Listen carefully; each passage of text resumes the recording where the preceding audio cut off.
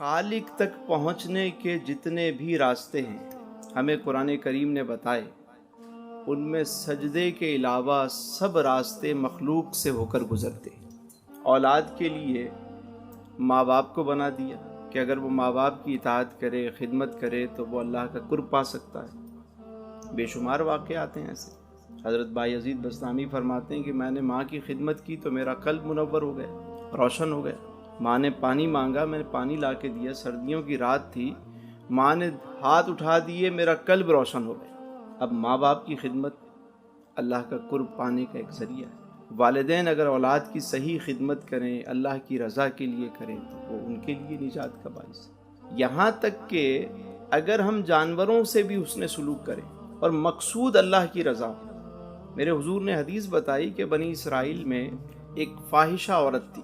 ایک مرتبہ وہ پانی پینے گئی کنویں پر تو اس نے دیکھا کہ ایک کتا بھی پیاسا ہے، اس کے پاس اور تو کچھ نہیں تھا، اس نے پانی نکالا، بھر کر اس کو پلا دیا۔ اللہ تبارک و تعالی نے اس عمل کے سبب اس کی بخشش کر دی، یعنی اس وجہ سے اس نے قرب پا لیا۔ بے شمار راستے اللہ تک پہنچنے کے، بے شمار راستے۔ اب دیکھیے، لوگوں کو معاف کرنے والا، لوگوں کو معاف کرنے والا، لوگوں پر احسان کرنے والا اللہ کا محبوب ہے۔ یہ بھی ایک طریقہ ہے، لوگوں کو معاف کر دیں، دل اپنا صاف کر لیں۔ اسی طرح زمین پر اترا کر نہ چلنے والا انسان اللہ کو پسند ہے، اللہ اسے بھی اپنا دوست بنا لیتا ہے۔ ظالم ہونے پر مظلوم ہونے کو ترجیح دینا، یہ اللہ والوں کی نشانی ہے۔ ظالم ہونے پر ظلم قبول کر لیا لیکن ظلم کیا نہیں، اللہ کو یہ ادا پسند ہے۔ ایک بڑا راز ہے یہ، مخلوق کا راز، تقرب حق کے اسرار میں سے سب سے بڑا راز ہے، اور جس پر یہ راز آشکار ہو جائے اس کے دل سے قرب الہی کے چشمے پھوٹ پڑتے ہیں۔ مخلوق کی خدمت در حقیقت خالق ہی کی بندہ خدمت کر رہا۔ ہم سمجھتے ہیں کہ ایک ہی طریقہ ہے، اسی طریقے سے ہی ہم منزل تک پہنچ سکتے ہیں، لیکن اللہ تک پہنچنے کے کتنے راستے، لامحدود ذات، لامحدود راستے، کوئی ایک راستہ نہیں جس پر یہ راز آشکار ہو جائے قرب الہی کے چشمے اس کے دل سے پھوٹ پڑتے، قلب سے جاتے۔ اب دیکھیے، ایک اور طریقہ بھی ہے اللہ تک پہنچنے کا، اللہ کا قرب حاصل کرنے کا ایک شارٹ کٹ راستہ بھی، اور وہ یہ ہے کہ کسی صاحب نظر کی نظر میں آ جانا۔ بھئی اللہ کی تلاش انسان کو کسی انسان تک تو ہی لے جاتی ہے۔ کبھی آپ نے دیکھا کہ کوئی اللہ کا متلاشی ہو، چاہتا ہو کہ میں خالق کائنات کا قرب حاصل کر لوں، تقرب مل جائے، میں مقرب بن جاؤں۔ دن میں ہم 17 مرتبہ یہ دعا کرتے ہیں، اہدنا الصراط المستقیم صراط الذین انعمت علیہم، اے اللہ ہمیں سیدھا راستہ چلا، راستہ ان کر جن پر تو نے انعام کیا۔ اب میں یہ پوچھتا ہوں، میرا سوال یہ ہے کہ کیا کبھی ہم نے تڑپ کر یہ دعا کی کہ یا اللہ کسی انعام یافتہ سے ملا دے؟ دن میں 17 مرتبہ ہر فرض نماز میں سورہ فاتحہ پڑھی جاتی ہے، ہم روزانہ 17 مرتبہ یہ دعا مانگتے ہیں، لیکن کبھی ہم نے تڑپ کر یہ بھی دعا مانگی کہ مولا کسی انعام یافتہ سے ملا دے؟ آج بھی قرآن قیامت تک کے لیے ہے، آج بھی کوئی تڑپ کر یہ دعا مانگے نا، یا تو وہ کسی انعام یافتہ تک پہنچ جائے گا یا انعام یافتہ اس تک پہنچ جائے گا۔ آج بھی تقرب خدا کا ایک راستہ یہ بھی ہے کہ کسی صاحب نظر کی نظر میں آ جانا۔ اللہ اللہ کیے جانے سے اللہ نہ ملے، اللہ والے ہیں جو اللہ سے۔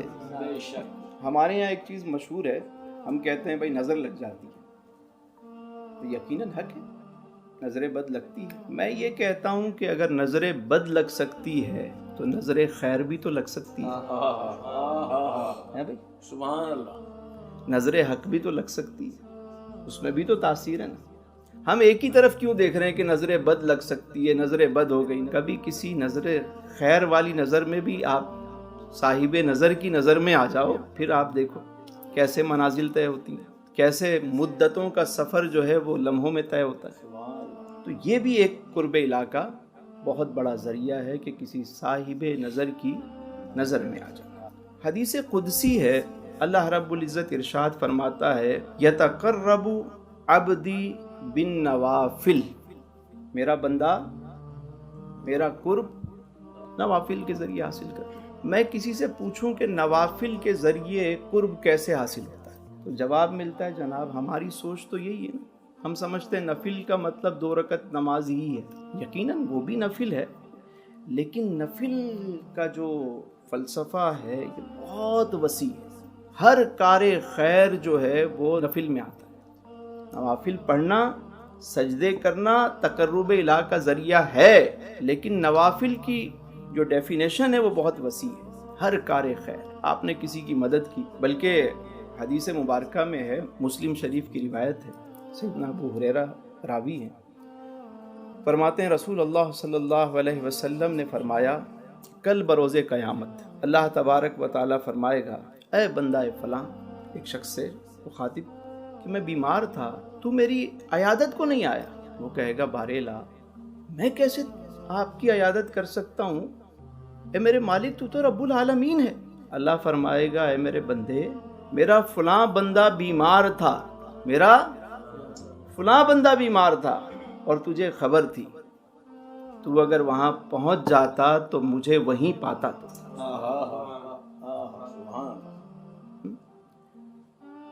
فرمائے گا ایک بندے سے اے میرے بندے میں بھوکا تھا، تو نے مجھے کھانا نہیں کھلایا۔ بندہ کہے گا میرے مالک میں کیسے کھانا کھلا سکتا ہوں جبکہ آپ تو رب العالمین ہیں۔ اللہ فرمائے گا میرا فلاں بندہ بھوکا تھا، اس نے تجھے پکارا تھا، تجھے پتا تھا وہ بھوکا ہے، اگر تو اس کو کھانا کھلا دیتا مجھے وہیں پاتا۔ پھر فرمایا کہ ایک شخص سے سوال ہوگا کہ اے فلاں بن فلاں، میں پیاسا تھا، تو نے مجھے پانی نہیں پلایا۔ وہ کہے گا یا رب العالمین، میں آپ کو کیسے پانی پلا سکتا ہوں، تو رب العالمین ہے۔ اللہ فرمائے گا کہ میرا فلاں بندہ پیاسا تھا، اگر تو اسے پانی پلا دیتا تو مجھے وہیں پاتا۔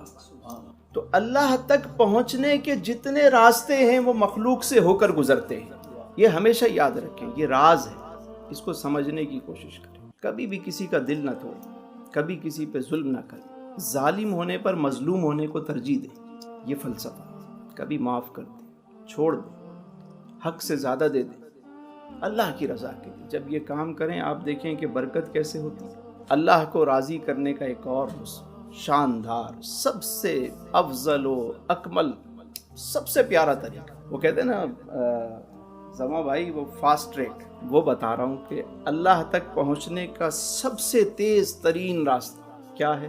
جب اللہ سے پوچھتے ہیں، فرمایا قل ان کنتم تحبون اللہ، اے محبوب فرما دیجئے قل ان کنتم تحبون اللہ فاتبعونی، بس میری اتباع کرو۔ اے محبوب جب یہ تمہاری اتباع کریں گے تو کیا ہوگا؟ یحببکم اللہ، اللہ انہیں اپنا محبوب بنا لے گا۔ کیسا نسخہ ہے کہ حضور کی اطاعت کر لیں، ان کی غلامی میں آ جائیں، اللہ محبوب بنا لے گا۔ اب دیکھیے کہ اللہ کا قرب پانے کا اس سے آسان راستہ کیا ہوگا؟ صرف حضور کی اطاعت کرتے چلے جائیں۔ حضور کی شان دیکھیے، صرف حضور کے در تک ہم پہنچ جائیں، کام خود ہی بن جاتے ہیں۔